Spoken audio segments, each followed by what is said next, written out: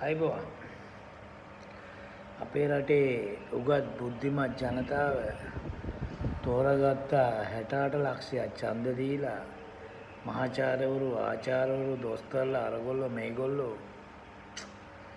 කතා කරන්න දෙයක් නැහැ. සිංගප්පූරුවත් අභිභවා යන වදන් දීලා බොරු කියලා පච කියලා ආගම ජාතිය සංස්කෘතිය ඉතිහාසය ඔක්කොම පාවලා දීලා ගත්ත ආණ්ඩුවක් මේක. අද හැකර්වරු ගහලා කියලා තියෙනවා මහා භාණ්ඩාගාරයට. මහා භාණ්ඩාගාරයට හැකර්ස්ලා ගහන්න ඉස්සෙල්ලා ඒක මූලිකත්වය ගෙනලා තියෙන්නේ ජනවාරි මාසේ පටන් අරන් තියෙනවා. එතකොට ඒක සංගවගෙන හිටියලු උන් පැනලා යයි කියලා. මේ ඡන්දේ දුන්න මොලේ හිස් කල්ලතෝනි උන්ට කියනවා නැවතත් උන්ට බෑ රටක්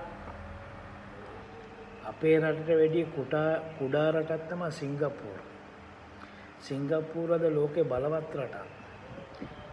අපේ රට දුර්වල නායකත්වය සහ දුර්වල පරිපාලනයක් තියෙන හින්දා තමයි ඇමරිකාව, චීනය, ජපානය එතකොට තව එක රටවල් එක ගහපු ගිවිසුම් ඉන්දියාව මුන් එළියට දෙන්නේ නැහැ. මුන්ගේ ජනාධිපති ලේකම් කාර්යාලයේ මාධ්‍යංශයේ මොක්කුද ඉන්නේ කියලා එළියට දෙන්නෙත් නැහැ. අර හිටපු ජනාධිපති රනිල් වික්‍රමසිංහ මැතිතුමාට පින් සිද්ධ වෙන්න දූෂණ විරෝධී පනත තියෙන නිසා මුන්ගේ ඔක්කොම දේවල් එළියට එනවා. එතකොට හැකර්ස්ලා ගහලා තියෙනවා මහා භාණ්ඩාගාරයට. හැබැයි ඔක්කොම ඉන්නේ ෆකීර්ලා. රට හදන්න ආපු ෆකීර්ලා ඉන්නේ. පොඩක් කල්පනා කරලා බලපන් අපිට කුණුවarpෙන් කමෙන්ට්ස් දාලා වැඩක් නැහැ. ඩොලර් මිලියන 2.5ක් කියලා තමයි යන්නේ. මම හිතන විදිහට ඊට වැඩි ඇති. උන්ට බැරි ඉඳ දුර්වල තැනට අපි ආරක්ෂක අංශයේ ඉඳලා LTT පරහැත්ත පැරැද්දුවේ දුර්වල ස්ථානයට තමයි පහර දෙන්නේ.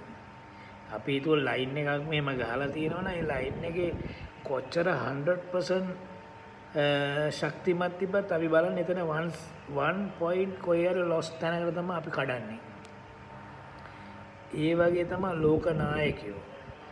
ලෝකේ රටවල් 220 ගානක් තියෙනවා. ඔය 220 ගානෙන් දුර්වල ස්ථානට තමයි හැම වෙලාවෙම ගිලින්න යන්නේ.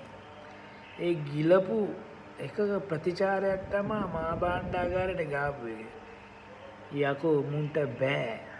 මුන් හරි දක්ෂයි කතිකත්වයට. මුන් හරි දක්ෂයි පච කියන්න. මුන් හරි දක්ෂයි මිනිස්සු අන්දන්න.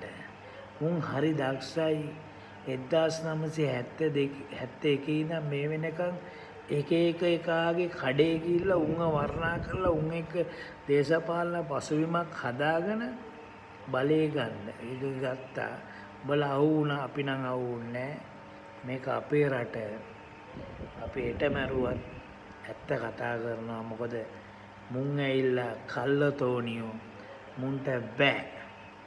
මුන්ට බෑ කියන එක බෑ. තොපි කමෙන්ට්ස් රුපියල් 25ට අපිට දැම්මට තොපේ ළමයිගේ ළමයි තමයි පරිප්පු කන්නේ. ලෝක ඉතිහාසයේ ලෝකේ ඕන රටක කතා කරන අපේ සංස්කෘතියේ ඉතිහාසයේ තා ප්‍රෞඩ අපේ තියෙන අභිමානය ඒක විතරයි කතා කරන්නේ. අපිට එතනින් එහා දෙයක් නැහැ. එතනින් එහා දෙයක් මුන් හදන්නෙත් නැහැ.